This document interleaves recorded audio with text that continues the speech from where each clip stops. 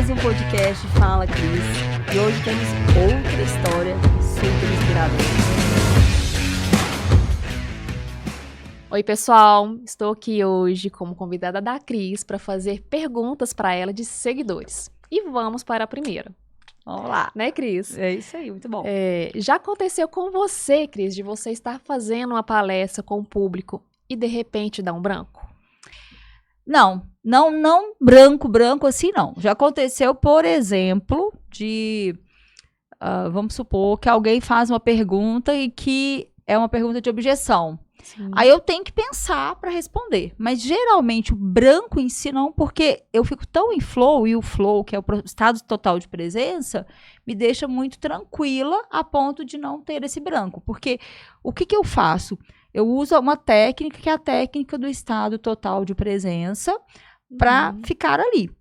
Agora, vamos imaginar se eu estiver preocupada com alguma coisa, que estiver com algum ruído mental, aí sim eu posso ter o branco. Mas que eu me lembre, pode ser que no início da minha carreira, porque hoje é tão natural que vamos supor que se eu esqueço alguma palavra, principalmente aqui no podcast ou alguma palestra, o que eu faço? Gente, me lembra aquela palavra assim, eu não tenho problema com isso. Eu vou fazer isso, mas o branco, aquele branco, a palavra sumir de uma vez, não, isso não, tá? Não por agora, que eu lembre, assim, exatamente que aquilo me incomodasse, porque quando se acontecer, eu vou buscar alguma palavra similar, isso é muito natural, vem naturalmente. Basicamente, eu creio que esse branco que a pessoa perguntou, creio que seja nesse sentido, não. Mas eu penso que a pessoa perguntou porque provavelmente deve acontecer com ela. Então, eu posso responder a seguinte questão. O que fazer para não ter o branco? Estar no estado total de presença, realizar os ruídos, a limpeza dos ruídos mentais. O que é realizar a limpeza dos ruídos mentais? É você, por exemplo, vamos imaginar que a palestra é hoje. Naquele dia da palestra, não deixa acumular funções. No dia da minha palestra, eu não faço nada. Eu fico por conta daquela palestra. Então, um dia antes, faço o meu peak performance. O que é o peak performance? É a fórmula do sucesso para que aquilo ali funcione bem.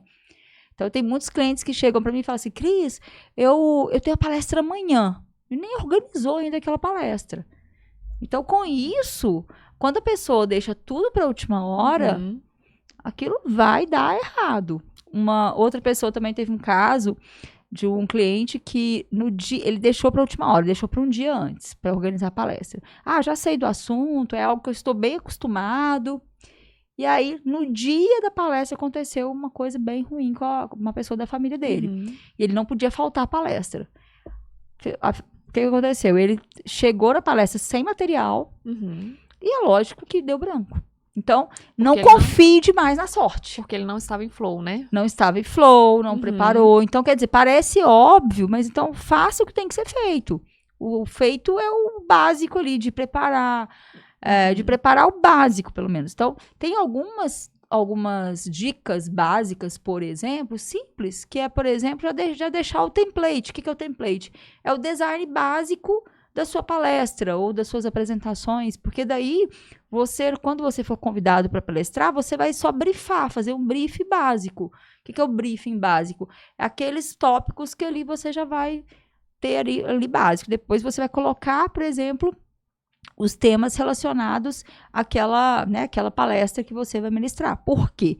Claro que você não vai dar a mesma palestra em todos os lugares, mas quando você deixa ali preparado, você não corre o risco de acontecer igual aconteceu com essa pessoa, por exemplo. Sim. E se a pessoa tiver já uma agenda lotada de palestras, essa pessoa, por exemplo, é um empresário. Então, para ele era prático, ele ia falar sobre um determinado assunto que ele sempre fala. Mas como aconteceu isso, ele ficou extremamente traumatizado. Entendi. Por isso, estar em foco, ter total presença naquilo que você está fazendo, que você gosta, e a concentração é extremamente importante. Isso, ajuda demais. Por isso que um dos pontos, quando a pessoa gosta também do tema, eu sempre falo, quando eu for falar também de algo que gosta, é muito importante, porque a gente só vai estudar aquilo que a gente gosta. Então, quando alguém procura algo que, vou fazer palestrante de tal assunto, porque aquilo ali dá dinheiro. Não vai pelo que dá dinheiro, vai pelo que você gosta. Porque pelo que você gosta, você vai ter vontade de estudar, de ler, porque até para você conseguir falar sobre aquele assunto. Ok, pergunta respondida. É isso aí. Cris, vamos para a segunda pergunta. Qual foi seu maior desafio no início da sua carreira? Meu maior desafio foi não ter preparação suficiente, não ter, por exemplo, alguém com quem espelhar. Por exemplo, uma professora que vamos imaginar o seguinte, eu não tinha alguém como eu, por exemplo, que eu pudesse falar assim, a pessoa, Cristiane, faça isso, isso, isso. Eu não tinha um mentor. Eu não tinha a quem espelhar, a quem falar assim, como é que eu faço uma proposta? Como é que eu faço um orçamento, né? A gente fala orçamento, mas a gente fala proposta, mas na época eu não tinha quem me ensinasse. Hoje, por exemplo, eu ensino palestrantes, treinadores a fazer o que eu faço.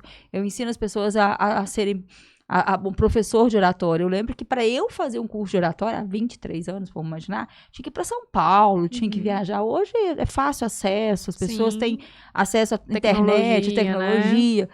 Mas o meu maior desafio na época, principalmente, vamos falar lá no início da minha carreira, foi isso. Você não tem um mentor, você não tem uma pessoa. E era caro estudar, né? Assim, a gente não tinha condição. Então, por exemplo, eu trabalhava muito e para eu fazer tudo que eu fazia, eu tinha que viajar, né? A gente viajava para Belo Horizonte, para Ribeirão Preto. Claro, fiz vários cursos, tudo fazendo as viagens. Mas então, meu desafio era esse. Foi esse. Mas ultrapassei todos esses desafios aí, né? Mesmo tendo esses desafios, eu consegui ultrapassar, porque eu queria. Uma coisa que a gente tem que ter em mente, o que eu tinha também muito em mente era isso. Eu queria muito. Então, eu sabia onde que eu queria chegar. Sim. Eu sabia que eu não ia só fazer a graduação e pronto. Eu sabia que eu queria mestrado, que eu queria doutorado. Eu sabia que eu ia além. Então, quando a gente traça algo que a gente quer muito e coloca aquilo como um objetivo muito forte, aquilo fica, sabe? Então, quando eu coloquei aquilo na minha cabeça, na verdade, eu não sabia que era mestrado, doutorado. Eu sabia que era algo muito grande, mas eu não sabia como, onde. Eu sabia que era maior. Então, isso foi algo que foi bem diferencial na minha vida, assim, muito, muito mesmo. Mas, então, vamos lá. Desafio. Dificuldade, né, para estudar, para ter mentor e tudo. Mas esse desafio só foi cumprido devido a você ter um propósito e ter uma vontade muito grande. Porque daí você consegue superar. Né? E é essa superação, porque a gente sabe que dificuldades e problemas a gente tem o tempo todo.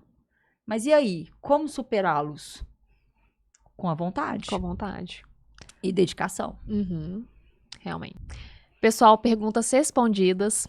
E muito obrigada, Cris, por essa oportunidade. É isso, eu que agradeço. Até a próxima. Até a próxima, pessoal.